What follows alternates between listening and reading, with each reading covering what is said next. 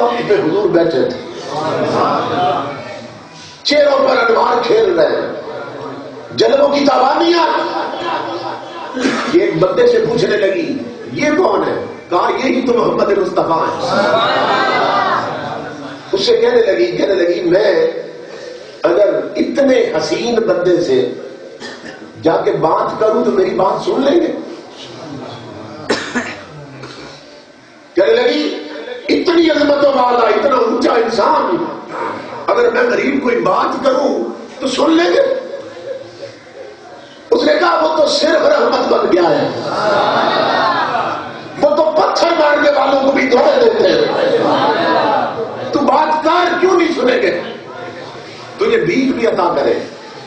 وہ ڈرتی ڈرتی قریب گئی، حضور صلی اللہ علیہ وسلم سے اس نے گفتگو شروع کی. امام الانبیاء نے بڑی محبت سے جواب دیا، ہنس کے نہ حضور جواب دے رہے ہیں. جب دو باتیں کی آقا نے مسکرا کر اس کی جھجک ختم ہوئی تو کہنے لگی کہ آپ اتنی محبت سے میرے ساتھ بات کر رہے ہیں تو کیا آپ نہیں جانتے کہ میں کافر ہوں، کہ میں تو یہودی ہوں، میں آپ کا کلمہ نہیں پڑھتی اور آپ اتنی محبت سے میرے ساتھ بات کر رہے ہیں، آپ نہیں جانتے میں کون ہوں؟ امام الانبیاء ہنس پڑے، فرمایا بیٹی میں یہ بھی جانتا ہوں کہ تو کافرہ ہے اور یہ بھی جانتا ہوں کہ تو اب کلمہ پڑھے بغیر جا بھی نہیں سکتی.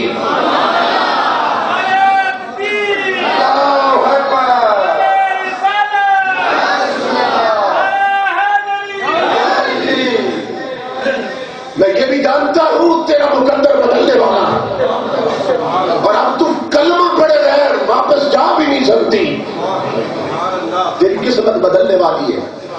قدموں پہ گئی، رو کر کہنے لگی اشہد ان لا الہ الا اللہ واشہد انک رسول اللہ.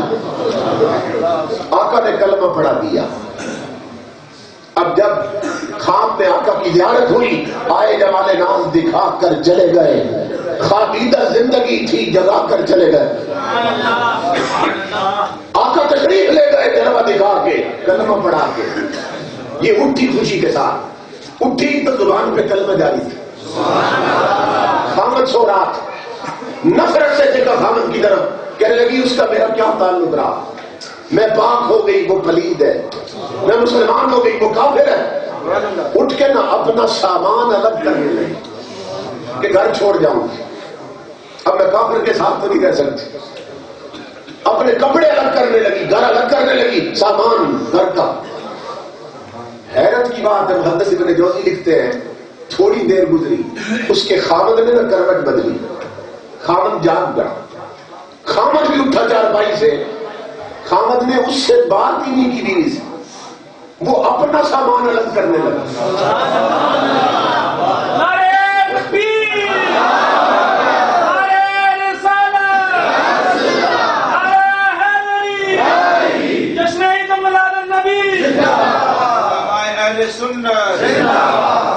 خامد اپنے کپڑے الگ کرنے لگے.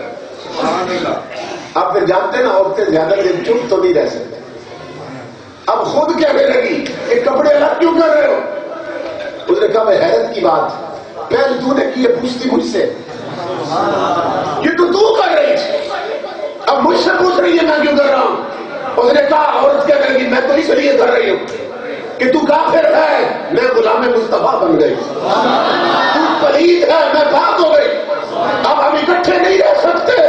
امام الانبیاء کے غلاموں، خامد نے بیوی کا ہاتھ پکڑا، کہنے لگا خبردار مجھے کافر نہ کہنا، اللہ کی عزت کی قسم جس نے خواب میں تجھے کلمہ پڑھایا اسی نبی نے مجھے سینے سے لگایا. اے تکبیر، نعرہ رسالت، نعرہ حیدری، جشن عید میلاد النبی.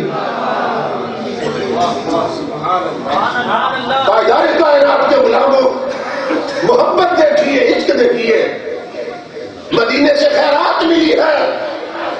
یہ جو بزرگ تڑپتے ہیں، یہ ہر ایک میں اس طرح کی کیفیت نہیں ہوتی. کوئی دل ہے جس کو مدینے کی ہوا کا جھونکا آ کے چھو جاتا ہے. یہ پوری مجلس میں برکتوں کی علامت ہے. خامد کہنے لگا خبردار مجھے کافر نہ کہنا، جس نے تجھے کلمہ پڑھایا اسی نے مجھے سینے سے لگایا، میں بھی مسلمان ہو گیا ہوں، آؤ مل کے حضور کا میلاد مناتے ہیں۔ یہ میرے آقا کے غلام ہو، دو عمل کبھی رد نہیں ہوتے، ایک تاجدار کائنات کا میلاد رد نہیں ہوتا، ایک مصطفیٰ پر کبھی درود رد نہیں ہوتا۔ اللہ اکبر۔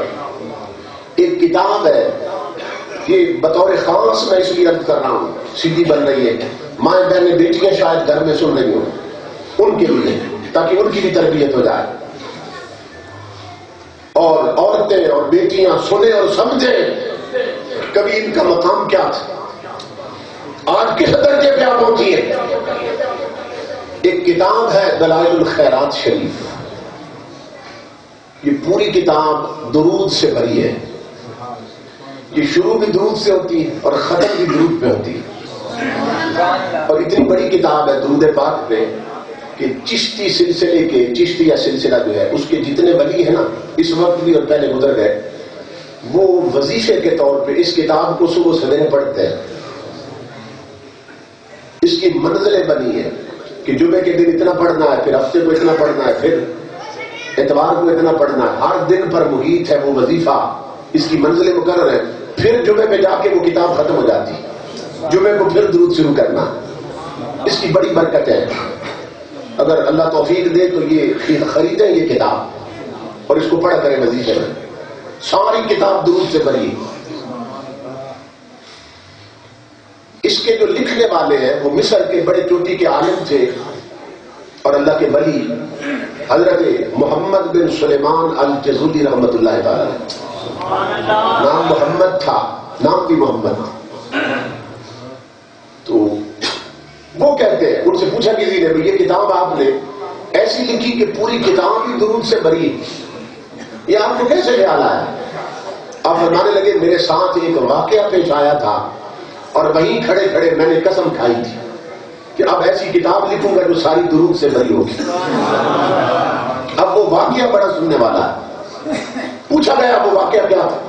آپ فرمانے لگے کہ میں نے ابھی زور یا عصر کی نماز پڑھنی تھی اور میں ایک گاؤں میں گیا، مصر کا کوئی گاؤں تھا علاقہ، اور وضو بھی کرنا تھا، میں پانی کی تلاش میں تھا کہ پانی مل جائے اور وضو کروں اور پھر نماز پڑھوں۔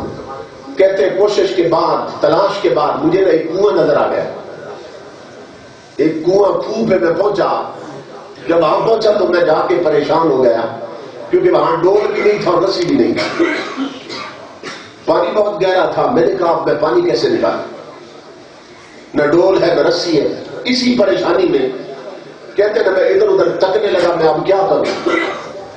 آپ فرماتے ہیں کہ یہ کنواں تھا اور کنویں کے ساتھ جڑا ہوا کسی غریب کا کچا سا گھر تھا، جڑا ہوا مکان، اس گھر کی چھت پر چھوٹی سی بچی بیٹھی تھی، 7-8 سال کی بچی بیٹھی تھی۔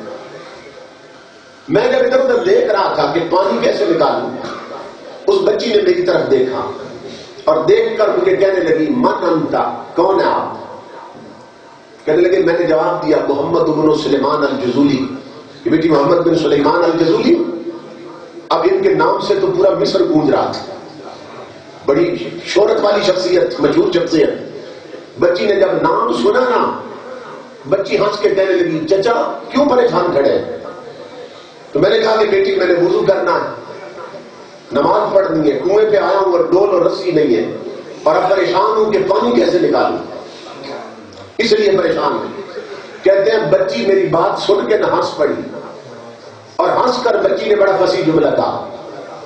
بچی کہنے لگی چچا بڑے افسوس کی بات، انت الذی یثنی علیک الخیر وانت تطہر بما تخرج به الماء من البئر۔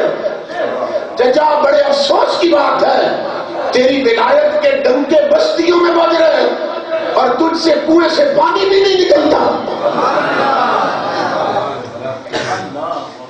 تیرے نام کا ڈنکا مصر میں بج رہا اور کنویں سے پانی بھی نہیں نکال سکتے۔ کہتے ہیں میں حیران ہوا بچی کی بات پر، میں نے کہا میری بیٹی شاید تو میری بات نہیں سمجھی، میں نے تجھے بتایا ہے ڈول اور رسی کوئی نہیں، تو ڈول اور رسی کے بغیر پانی کیسے نکالوں؟ کہتے بچی نیچے نہیں اتری چھت سے، اوپر سے ہی نہ جھک گئی کنویں کی طرف، چھت سے جھک گئی اور مجھے کہنے لگی بچی، کہنے لگی چچا میں بتاتی ہوں پانی کیسے نکالتے ہیں۔ کہتے لوگوں اللہ کی عزت کی قسم 7-8 سال کی بچی نے اوپر سے نہ کنویں میں تھوک دیا، اس نے تھوک پھینک دی کنویں میں۔ محمد بن سلیمان کہتے لوگوں پیدا کرنے والے کی قسم میں اندازہ نہیں کر سکا کہ اس بچی کی تھوک نیچے پہلے پہنچی ہے یا پانی اچھل کے پہلے باہر آیا ہے۔ کنواں فوارہ بن گیا، بچی ہنس پڑی، کہنے لگی چچا پانی ایسے نکلتے ہیں، اب کر لیں وضو۔ محمد بن سلیمان کہتے ہیں مجھے تو وضو بھول گئے، میں نے یوں ہاتھ باندھے بچی کے سامنے، ہاتھ باندھے، میں نے کہا میری بیٹی اقسم کے باللہ بما نلت هذه المنزلہ، اب وضو بعد میں کروں گا، پہلے تجھے میں رب کی قسم دیتا ہوں، بتا میری بیٹی اس چھوٹی سی عمر میں تو نے اتنے اونچے رتبے کیسے پا لیے کہ تیرے تھوک کے چند قطرے کنویں کو مضطرب کر رہے اور کنواں فوارہ بنا دیا تیری تھوک نے، کہ چھوٹی عمر میں رتبے کیسے پائے۔ بچی پھر ہنس پڑی اور ہنس کر کہنے لگی چچا اتنے بڑے عالم ہیں یہ بھی نہیں جانتے کہ یہ رتبے کیسے ملتے، یہ بھی نہیں جانتے۔ میں نے کہا میں تیرے منہ سے سننا چاہتا ہوں، قربان جاؤں تیری عظمتوں پر، بتا اس عمر میں اتنے اونچے رتبے کیسے پائے۔ بچی کہنے لگی چچا سن اللہ کی عزت کی قسم بکثرت الصلاۃ علی النبی صلی اللہ علیہ وسلم، میری چھوٹی عمر نہ دیکھ میں نے ہر وقت اپنے نبی پہ درود پڑھا۔ نعرہ تکبیر، نعرہ رسالت، نعرہ حیدری، جشن عید میلاد النبی۔ بچی کہنے لگی چچا میری چھوٹی عمر نہ دے، میں ہر وقت اپنے رسول پہ درود بھیجتی رہتی ہوں، میں کھیلتے ہوئے بھی مصطفیٰ پہ درود بھیجتی رہتی ہوں، میں آٹا گوندتی ہوں تو رسول پہ درود بھیجتی رہتی ہوں۔ بچی کہنے لگی چچا جو زبان ہر وقت نبی پہ درود پڑھتی رہے اس میں یہ تاثیریں آ ہی جاتی ہیں۔ اب کر لے وضو، اب کر لے وضو۔ تو کہتے ہیں میں وضو کے لیے جھکا، پھر بچی نے آواز دی، کوٹ فوارہ بنا ہوا ہے، پھر آواز دی بچی نے، کہنے لگی چچا جانتے ہیں وہ کون ہے کہ جن پر درود پڑھ کے یہ رتبے ملتے ہیں؟ مجھ سے کہنے لگی چچا جانتے ہو کون ہے؟ میں نے کہا میں جانتا تو ہوں مگر لگتا ہے پہچانتی ہوں میں تو زیادہ ہے، میں تیرے منہ سے سننا چاہتا ہوں بتا وہ کون ہے۔ چھوٹی سی بچی پھر بھول جاننے لگی اور کیا کہنے لگی؟ کہنے لگی چچا وہ ہے اذا مشى في البر الاكفر تعلقت الوحوش بأذيانه، وہ اتنے قریب نبی ہیں کہ اگر جنگل میں بھی چلے جائیں تو درندے جھاڑیاں چھوڑ کر اس کی کالی کملی سے لپٹ جاتے ہیں۔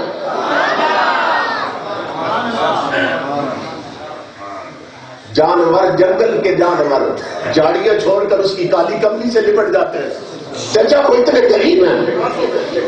آپ فرماتے ہیں اللہ کی عزت کی قسم لوگوں وہیں کھڑے کھڑے میں نے قسم کھائی تھی کہ اب ایسی کتاب لکھوں گا جو ساری درود سے بھری ہو، اور یہ جو کتاب ہے نا یہ ضیاء القرآن پبلیکیشن والوں نے چھاپی ہے، اگر آپ خریدیں تو ضیاء القرآن کی خریدنی ہے، یہ ذہن میں رکھیں۔ جو چھاپا خانہ ہے وہ پبلشرز جو ہے ضیاء القرآن پبلیکیشن والے وہ آپ نے خریدنی، اس میں غلطیاں نہیں ہے، زیر زبر پیش کی وہ کتاب لے کے پڑھے، اور امام الانبیاء کے غلاموں اس کتاب میں وہ بھی درود ہے جو وہ بچی پڑھتی تھی، اس کتاب کے اندر وہ درود بھی ہے جو وہ بچی پڑھتی تھی۔ میں سرگودا کے علاقہ میں یہی بات بیان کر رہا تھا، ایک بزرگ رو رہے تھے پھوٹ پھوٹ کے، جب خطاب ختم ہوا صلاۃ و سلام ہوا بعد میں ملاقات ہوئی تو رو کر مجھے فرمانے لگے، بڑی پتے کی بات کی انہوں نے، فرمانے لگے بیٹا آپ بچی کی بات کر رہے تھے، 7-8 سال کی بچی کی بات کر رہے تھے، اور میں سوچ رہا تھا کہ اس بچی کی ماں کیسی ہوگی، جن کے گھر کس درخت پر یہ پھل لگا ہے وہ درخت کیسا ہوگا، جن کے گھر کی 7 سال کی بچی کا مقام یہ ہے اس بچی کا باپ کا مقام کیا ہوگا۔ کیونکہ یہ رنگ ماں باپ سے چڑھتے ہیں، اولاد پر یہ رنگ ماں باپ سے آتے ہیں۔ اگر مائیں انڈیا کی فلمیں دیکھیں اور ٹی وی پر ڈرامے دیکھیں اور ننگے سر بازاروں میں پھرے اور باپ آوارہ گردی کرے بازاروں میں اور نمازیں نہ پڑھے تو پیدا ہونے والے بچے ڈسکو ڈانسر بنتے ہیں، رب رسول کے باغی بنتے ہیں۔ اور اگر مائیں تہجد گزار ہو اور باپ مسجدوں کی زینت بن جائے تو پیدا ہونے والے بچے کوئی میر علی شاہ بنتا ہے، کوئی غریب نواز بنتا ہے۔ نعرہ تکبیر، نعرہ رسالت، نعرہ حیدری، علماء اہل سنت۔ کیونکہ یہ رنگ ماں سے آتے ہیں، یہ رنگ باپ سے چڑھتے ہیں۔ ننگے سر بازار میں پھرنے والی ہو، اگر چاہتی ہو تمہاری جھولی میں مجاہد اور غازی پیدا ہو تو اپنے سروں کو ڈھانپو، اپنی پیشانیوں کو سجدوں کا نور دو، اپنی آنکھوں کو شرم و حیا سکھاؤ، یہ غیر اسلامی لباس اتارو اور شریعت والا لباس پہنو، اپنی اولاد کی گٹی میں مصطفیٰ کا قرآن رکھو، نماز کے وقت بازار اجاڑ کر مسجد رب کے سجدوں سے بھر دو، تب جا کر مدینے سے فیض آئے گا، تب جا کر زندگی پاکیزہ ہو جائے گی۔ ہر دور میں اللہ بندے پیدا کرتا ہے، ہمارا یہ دور ہے، آپ بھی ہیں ہم بھی ہیں، اس سے پہلے بھی لوگ تھے، سننے والے بھی سنانے والے بھی، نہ سننے والے رہے نہ سنانے والے۔ یہ دور بھی کروٹ بدلنے والا، یہاں نہ میں رہوں گا وہاں نہ آپ ہوں گے، تو اللہ نے بھیجا ہے ایک دور میں، آؤ مل کر اس دور کو مصطفیٰ کا دور بنا دے، گھر کے ماحول کو اسلام کا ماحول بنا دے، اپنی زندگیوں کو مصطفیٰ کی غلامی کے سانچے میں ڈال دیں اور اپنے دلوں کے رابط گنبد خضرا سے جوڑ دیں۔ مجھے خوشی ہے اللہ نے آپ کو ایسے جہان دیے، ان میں پاکیزہ جذبے ہیں، آپ سرپرستی کریں۔ وہ باہر علاقوں میں جائیں نا تو گورنمنٹ کی طرف سے بورڈ لگے ہوتے ہیں روڈوں کہ یہ مثالی گاؤں ہے، یہ مثالی گاؤں ہے، تو وہ گورنمنٹ کی نظر میں ہوتا ہے روڈ پکے ہیں، اسکول ہے، یہاں ٹیلی فون کا نظام ہے، یہاں اور سارے سلسلے، تو گورنمنٹ کی نظر میں مثالی گاؤں ہے۔ تو میں کہتا ہوں تم ایسے معمل بن جاؤ کہ مصطفیٰ کی نظر میں مثالی گاؤں ہو جائے۔ اور یہ وہ جذبے دیکھ رہا ہوں کہ جذبے ہیں، انہیں صحیح رخ دے دو، اپنا رخ موڑو رب رسول کی بندگی کی طرف اور غلامی کی طرف، مسجد سجدوں سے بھر دو، اس لیے کہ جس کا میلاد منا رہے ہیں حضرت آمنہ فرماتی ہے وہ تشریف لائے تو سب سے پہلے رب کو سجدہ کیا،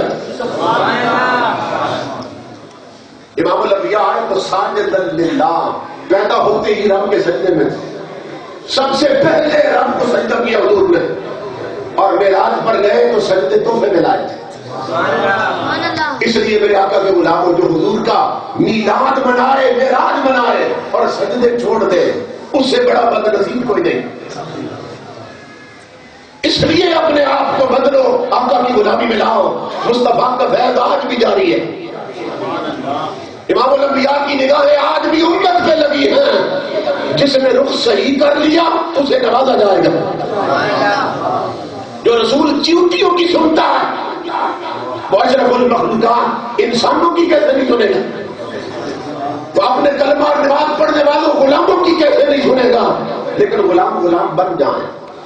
اب دیکھیے بچیوں کا لباس، دوپٹے اتر گئے، میک اپ کر کے بازاروں میں نکل آئی، لباس غیر اسلامی ہو گئے، بچیوں کے ڈھیلے ڈالے لباس عورتوں کے ہوتے تھے، ٹائٹ پاجامے پہنے، ٹائٹ لباس پہنے، جو شریعت حرام کہتی تھی، پتلے لباس گرمیوں میں پہننے لگی، پورا جسم نظر آنے لگا۔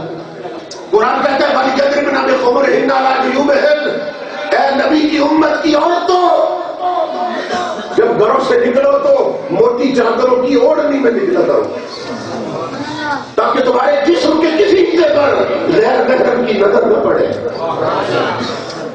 آج جہالت یہ ہے اور تاجدار کائنات دین سے انحراف کا یہ حال ہے کہ عورتیں مسجد محفل میلاد میں جاتی ہیں نا تو میک اپ کر کے جاتی ہیں،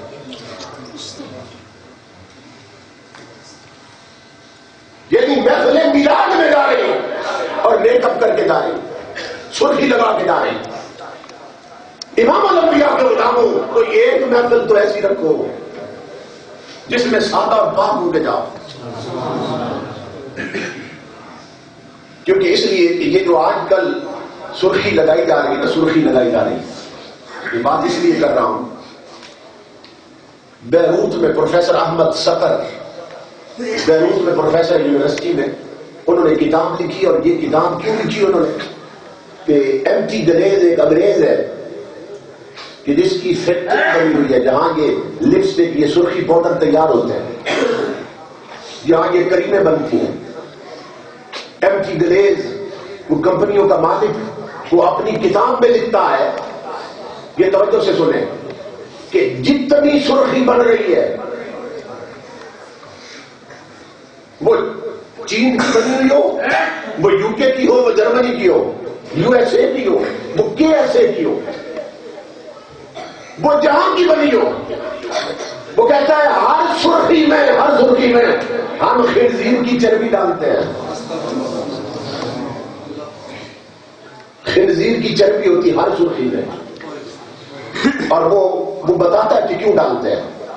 وہ کہتا ہے اس لیے کہ باقی جتنے جانور ہیں ان کی چربی اگر ڈالے نا سرخی میں، انسانی جسم کی جو حرارت ہے، انسانی جسم کی جو حرارت، جسم کا ٹیمپریچر ہوتا ہے نا، یہ گری کا تیل سردیوں میں جم جاتا ہے بوتل میں، تھوڑا سا ہاتھ پہ رکھے نا آپ، مٹھی بند کر لیں، تھوڑی بات دیکھیں کہ وہ پگھل جائے، کیونکہ انسان کے جسم میں تھوڑی گرمی ہوتی ہے. تو وہ کہتا ہے کہ دوسرے جانوروں کی چربی اگر ہم ڈالیں سرخی میں تو وہ جب یہاں لگائیں گے نا، عورتیں لگائیں گی، تو انسانی جسم کی حرارت سے وہ پگھل جائے گی، نیچے بہ جائے گی. وہ کہتا ہے ہم نے یہ تجربہ کیا کہ خنزیر ایسا جانور ہے کہ جس کی چربی انسانی جسم کے ٹیمپریچر پہ پگھلتی نہیں، میلٹ نہیں ہوتی. وہ کہتے ہیں اس لیے ہم سرخی میں ڈالتے ہیں. اور ہماری ماں بہنیں بیٹیاں جب جاتی ہیں نا بازار میں کریمیں اور سرخیاں خریدنے، تو دکانداروں کو کہتی ہیں ہمیں باہر کی دینا، چین کی بنی ہوئی دینا، یا ہمیں یورپ کی بنی ہوئی دینا. اور وہ بتا رہے ہیں کہ ہر سرخی میں وہ خنزیر کی چربی ڈالتے ہیں. اب بتاؤ امام الانبیاء کے غلاموں، جو مائیں بہنیں بیٹیاں جا رہی ہیں رسول کے میلاد کی محفل میں، اور یہاں وہ سرخی جس میں خنزیر کی چربی شامل ہے، وہ کریمیں جن میں مرے ہوئے جانوروں کی چربی شامل ہے، وہ لگا کر جا رہی ہیں. اس کی خبر دی تھی حضور نے. ایک حدیث میں میرے آقا نے فرمایا کیف بکم اذا رأیتم المنکر معروفا والمعروف منکرا. فرمایا اس وقت میں امت کا کیا حال ہوگا جب کرے گی حرام اور سمجھے گی بڑا حلال ہو رہا ہے، جب کرے گی برائی اور سمجھے گی نیکی کر رہی ہو، جب کرے گی غلط اور سمجھے گی صحیح کر رہی ہو. اس لیے خدا کے لیے اپنے آپ کو ان حرام چیزوں سے بچاؤ. کتنے افسوس کی بات ہے، ایک مسلمان بیٹی غسل کرتی ہے، جسم پاک کرتی ہے، پاکیزہ کپڑے پہنتی ہے، جب سارا کچھ پاک کر دیتی ہے، آخر میں آئینے کے سامنے کھڑے ہو کر یہاں خنزیر کی چربی بن لیتی. ان عورتوں کی دعائیں کہاں سے قبول ہوں؟ ان عورتوں کی جھولیوں میں غازی اور مجاہد کہاں سے پیدا ہو؟ اس لیے اپنے آپ کو تاجدار کائنات کی ابدی غلامی میں لاؤ. خدا نے تمہیں آب حیات دیا ہے، مصطفیٰ کا پیغام، مصطفیٰ کا دین. زندگی بہت جلد ختم ہونے والی ہے، آنکھیں بند ہو رہی ہیں اور قبریں منہ کھولے ہمارا انتظار کر رہی ہیں. اپنے آپ سجدوں کی طرف لاؤ، پاکیزگی اور طہارت کی طرف لاؤ، رب کی بندگی کی طرف اور مصطفیٰ کی غلامی میں لاؤ. دیکھنا پھر پورے گاؤں پر کس طرح اللہ کی رحمت کا سایہ ہوتا ہے، گھر گھر حضور کا فیضان عام ہوگا. جذبے ہیں، قربانی دے سکتے ہو امام الانبیاء کے غلام. اس لیے میں گزارش کر رہا ہوں، دل باغ باغ ہے، اللہ کی عزت کی قسم حضور تم سے پوچھیں، تاجدار کائنات کی نگاہ رحمت لگی ہے. آج کچھ ہے حضور، مگر میری گزارش یہ ہے کہ اب کہیں عصر کی نماز چھوڑ کے مصطفیٰ کو پھر ناراض نہ کر دینا، عشاء کے سجدے چھوڑ کے پھر مصطفیٰ کو ناراض نہ کر دینا، گھر جا کے فلمیں تک کر پھر رسول کو ناراض نہ کر دینا. جس یار کو آج راضی کیا، زندگی ایسے گزارو وہ کبھی ناراض نہ ہو. اللہ میرے بھائیوں کو سلامت رکھے، بزرگوں کو سلامت رکھے. ملک محمد اعظم صاحب ملک بادشاہ صاحب، دیگر تمام بزرگ، یہاں سے اکثر لوگ میرے پاس جمعہ پڑھتے رہے، بہت دل خوش ہوا۔ اللہ رب العزت اس بستی پر غیر فانی برکت نازل فرمائے۔ حضرت علامہ کامران صاحب، وقاص صاحب اور دیگر تمام دوستوں کو لمبی عمر بالخیر عطا فرمائے اور دو جہان کی سعادتیں اور رحمت عطا فرمائے۔ میرے بھائی احسان صاحب کہہ رہے ہیں چونکہ حضور غوث اعظم کے حوالے سے بھی یہ مہینہ اس میں آپ کا ذکر ہے، صرف ایک بات حضور غوث اعظم کی آپ کو سنا دیتے ہیں برکت کے لیے۔ نعرہ تکبیر، نعرہ تکبیر، نعرہ رسالت، نعرہ رسالت، نعرہ حیدری، نعرہ حیدری، نعرہ غوثیہ، تاجدار اعلیٰ حضرت سید نبی مہدی، علماء اہل سنت، نعرہ حیدری۔ ایک شخص آیا حضور غوث پاک کی بارگاہ میں، ایک جوان لڑکا ہے جس کا باپ فوت ہو چکا تھا۔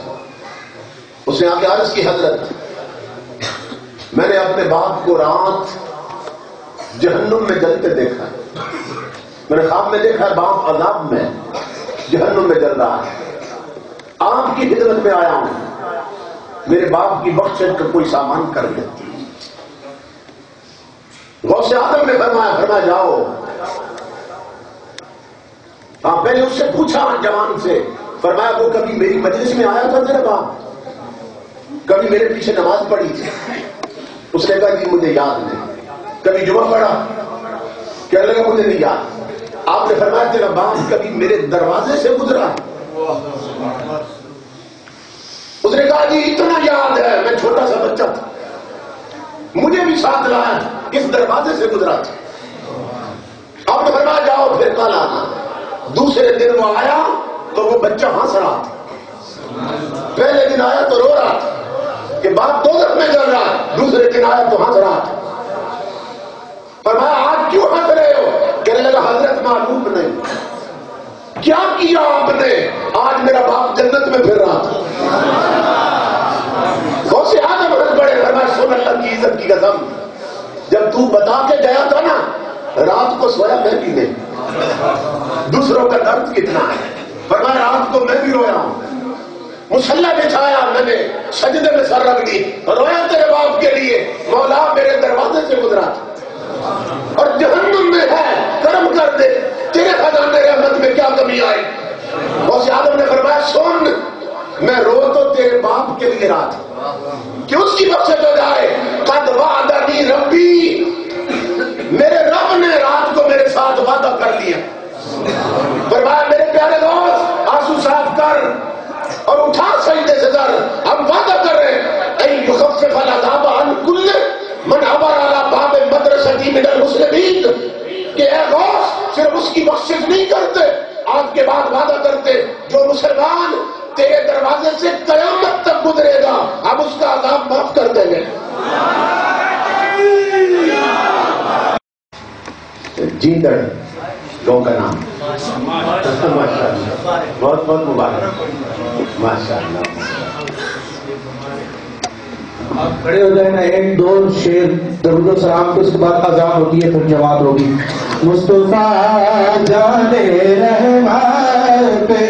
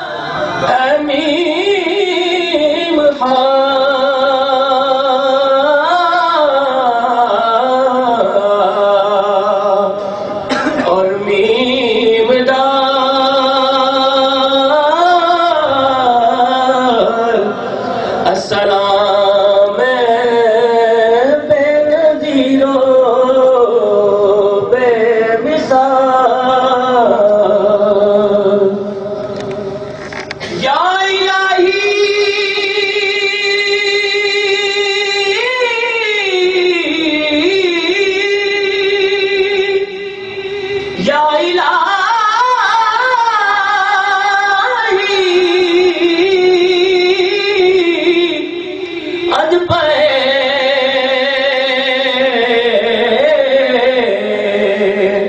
ذکر رسول از پے آلے